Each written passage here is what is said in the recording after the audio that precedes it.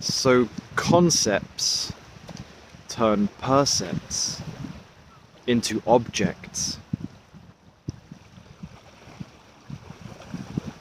This is to say that the percepts, those things that we experience, sounds, sensations, sights, smells,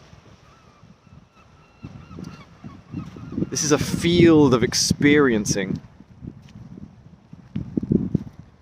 that the mind contracts those percepts into the sense of firstly a subject, but also many objects. And it is that contraction that is the sort of the root of suffering, or one of the key shackles in our experience.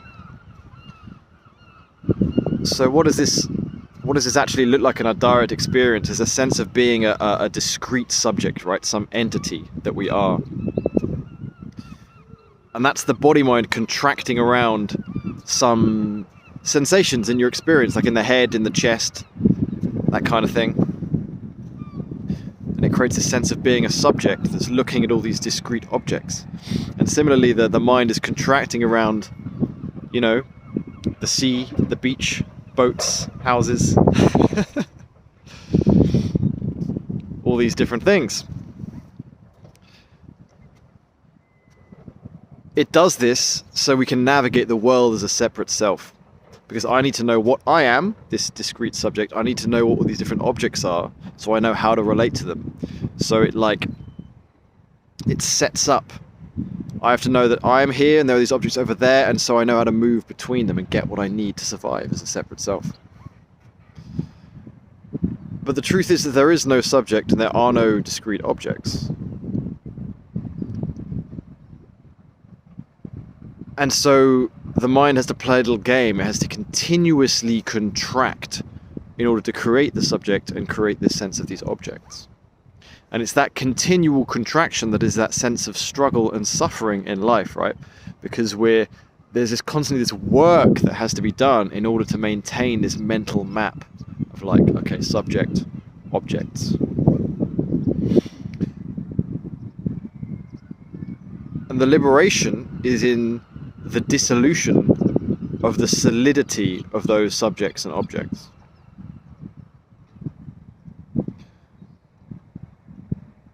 That sense of subject-object duality dissolves into just a field of experiencing instead.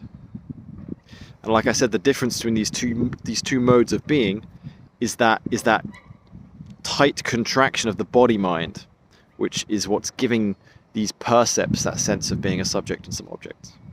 Now, there's an irony here, or a paradox here rather, because at the relative level, you do need to do some work. You need to meditate, do somatic inquiries, work through your trauma, things like that, because it's that trauma in the body and the mind that's really tightly constricting, right? And as you heal those wounds, it unfolds, it expands, it starts to relax.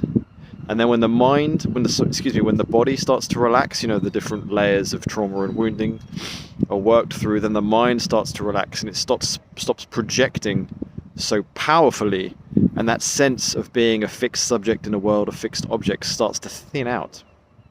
And at a certain point, you kind of realize that even the contractions themselves were just made of this experiencing in the first place.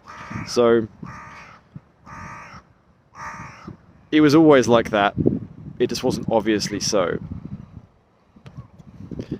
And so this is kind of a key element of the path of awakening,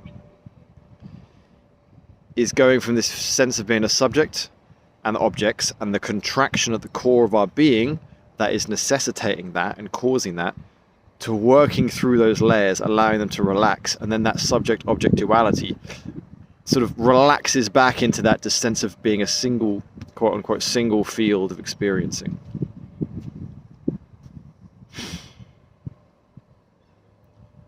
And in that, there's a lot of not knowing. You're not sure, you're not labeling or struggling to put these percepts into some order which can help you to survive and navigate the world. And so there's a freedom in it, which is worth your time exploring, in my experience.